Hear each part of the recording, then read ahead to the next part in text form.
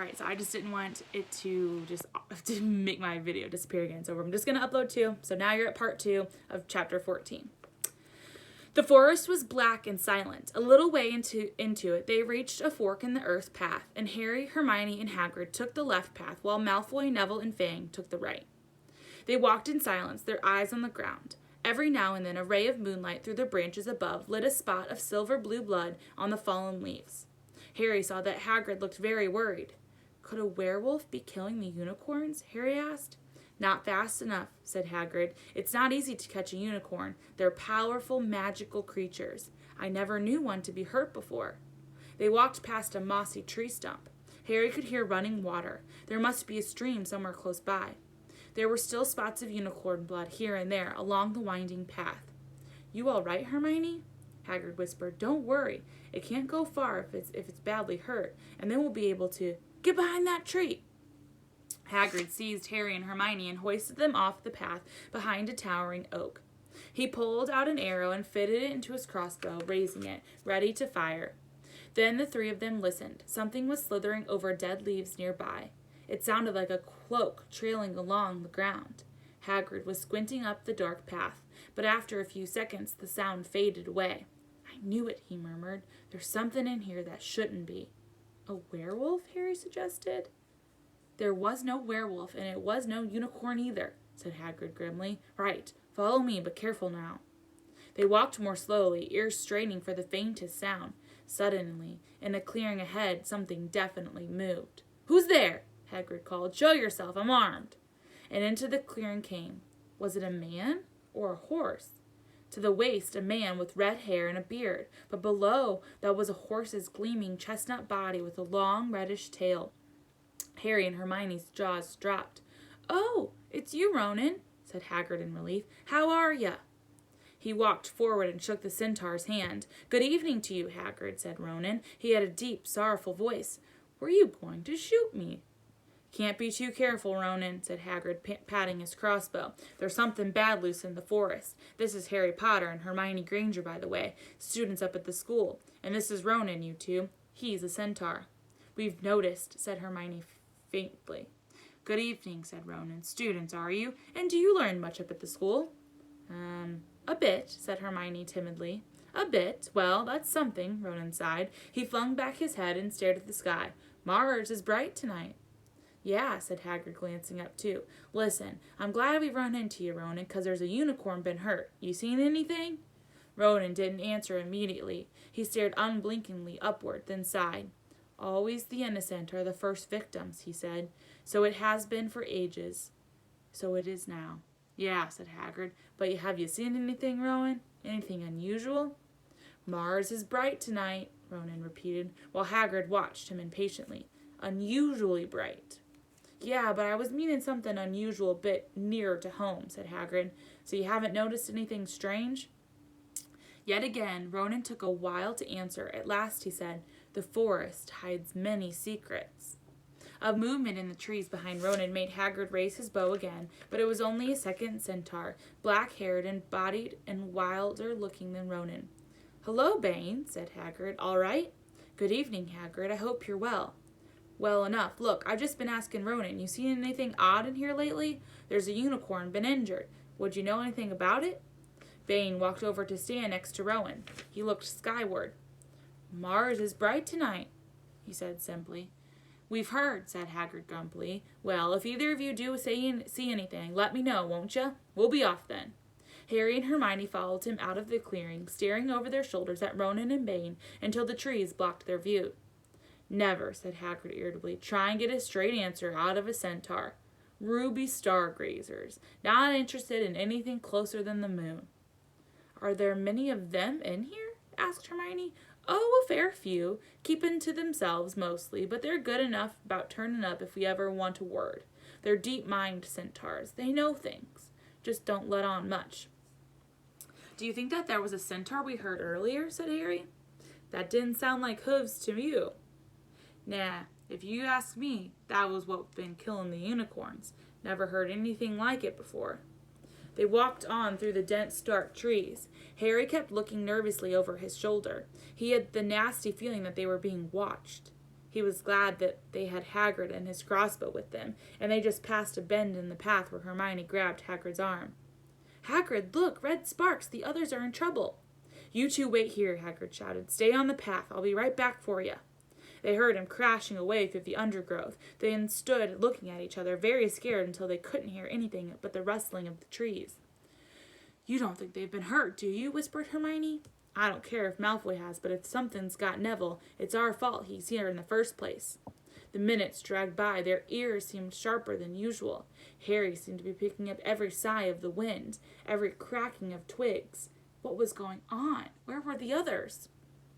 At last, a great crunching noise announced Hagrid's return.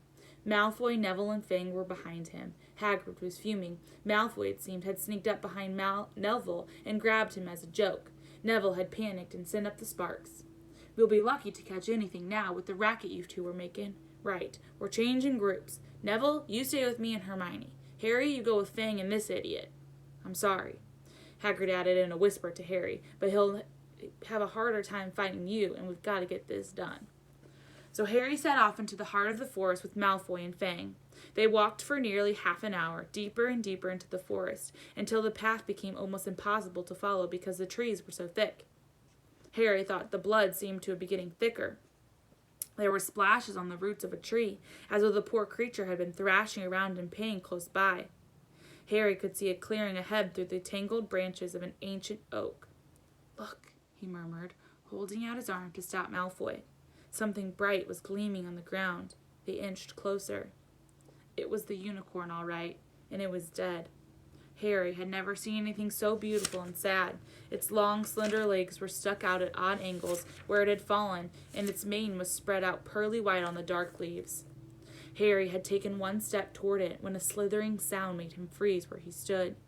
A bush on the edge of the clearing quivered. Then, out of the shadows, a hooded figure came across the ground like some sort of stalking beast. Harry, Malfoy, and Fang stood transfixed. The cloaked figure reached the unicorn, lowered its head over the wound in the animal's side, and began to drink its blood. "Ah!" Malfoy let out a terrible scream and bolted. So did Fang. The hooded figure raised its head and looked right at Harry. Unicorn blood was dripping down its front. It got to its feet and came swiftly towards Harry. He couldn't move out of fear. Then a pain like he'd never felt before pierced his head. It was through his scar. It was like it was on fire. Half blinded, he staggered backwards. He heard hooves behind him, galloping, and something jumped clean over Harry, charging at the figure. The pain in Harry's head was so bad he fell to his knees. He took a minute or two to pass. When he looked up, the figure had gone, and a centaur was standing over him. Not Ronan or Bane. This one looked younger. He had white blonde hair and a Polimo body. "Are you all right?" said the centaur, pulling Harry to his feet. "Yes, thank you." "What was that?" The centaur didn't answer. He had astonishing blue eyes, like pale sapphires. He looked carefully at Harry, his eyes lingering on the scar that stood out livid on Harry's face. "You are the Potter boy," he said. "You had better get back to Hagrid. The forest is not safe at this time, especially for you. Can you ride? It'll be quicker this way." "My name is Fernez," he said, and he lowered himself onto the front legs so that Harry could clamber onto his back. There was suddenly a sound of more galloping from the other side of the clearing.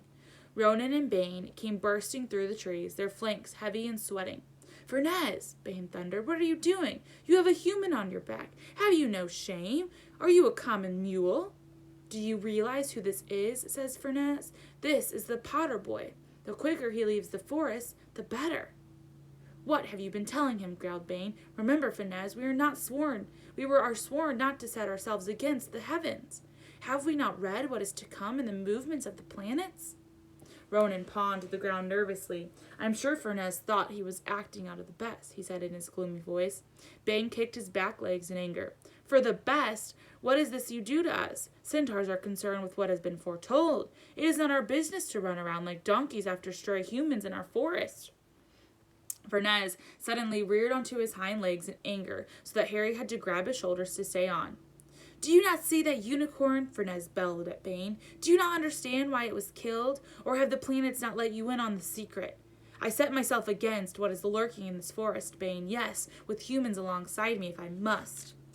And Fernez whisked around with Harry, clutching on the beast as hard as he could, plunged off into the trees, leaving Ronan and Bane behind them. Harry didn't have a clue what was going on. Why is Bane so angry, he asked. What was the thing you saved me from anyway? Fernez slowed to a walk, warned Harry to keep his head bowed in case of low-hanging branches, but did not answer Harry's question. They made their way through the trees in silence for so long that Harry thought Fernez didn't want to talk to him anymore. They were passing through a particularly dense patch of trees, however, when Fernez suddenly stopped. Harry Potter, do you know what unicorn blood is used for? No, said Harry, startled by the odd question. We've only used the horn and the tail in potions. That is because it is a monstrous thing to slay a unicorn, said Fernez. Only one who has nothing to lose and everything to gain would commit such a crime. The blood of a unicorn will keep you alive, even if you are an inch from death, but a terrible price. You have slain something pure and defenseless to save yourself, and you will have but a half-life, a cursed life, from the moment the blood touches your lips. Harry stared at the back of Fernez's head, which was dampled silver in the moonlight. Who would be that desperate, he wondered aloud. If you're going to be cursed forever, death's better, isn't it? It is, Fernez agreed, unless all you need is to stay alive long enough to drink something else, something that will bring you back to full strength and power, something that will mean you can never die. Mr. Potter, do you know what is hidden in the school at this very moment? The Sorcerer's Stone, of course, the elixir of life, but I don't understand who. Can you think of nobody who has waited many years to return to power, who has clung to his life, awaiting their chance? It was as though an iron fist had clenched suddenly around Harry's heart. Over the rustling of the trees, he seemed to hear once more what Hagrid had told him the other night that they'd met. Some say he died. Codswallop, in my opinion. Don't know if he had enough human left in him to die. Do you mean? Harry croaked. Was that Vol? Harry, are you all right? Hermione was running towards them down the path, Hagrid puffing along beside her. I'm fine, said Harry, hardly knowing what he was saying. The unicorn's dead, Hagrid. It's in the clearing back there. This is where I leave you, Fernez murmured as Hagrid hurried off to examine the unicorn. You are safe now. Harry slid off his back. Good luck, Harry Potter, says Fernez. The planets have been wrong before, even by centaurs. I hope this one is off for this time. He turned and cantered back into the depths of the forest, leaving Harry shivering behind him. Ron had fallen asleep in the dark common room, waiting for them to return. He shouted something about Quidditch fouls when Harry returned. In a matter of seconds, though, he was wide awake as Harry began to tell them and Hermione what had happened in the forest. Harry couldn't sit down. He paced up and down in front of the fire. He was still shaking. Snape wants the stone for Voldemort, and Voldemort's waiting in the forest, and all this time we thought Snape just wanted to get rich. Stop saying the name, said Ron in a terrified whisper, as if he thought Voldemort could hear them. Harry wasn't listening. Fernez saved me, but he shouldn't have done so. Bane was furious. He was talking about interfering with the planets and was saying what was going to happen. They must show that Voldemort's coming back. Bane thinks Fernez should have let Voldemort kill me. I suppose that's written in the stars as well. Will you stop saying the name? Ron hissed. So all I've got to wait for is Snape to steal the stone, Harry went on furiously. Then Voldemort will be able to come and finish me off. Well, I suppose Bane will be happy. Hermione looked very frightened, but she had a word of comfort. Harry, everyone says Dumbledore's the only one you know who is afraid of. With Dumbledore around, you know who won't touch you. Anyways, who says the centaurs are right? It sounds like fortune-telling to me, and Professor McGonagall says that's a very imprecise branch of magic. The sky had turned light before they stopped talking. They went to bed exhausted, their throats sore, but the night's surprises weren't over. When Harry pulled back his sheets, he found the invisibility cloak folded neatly underneath them. There was a note pinned to it, just in case.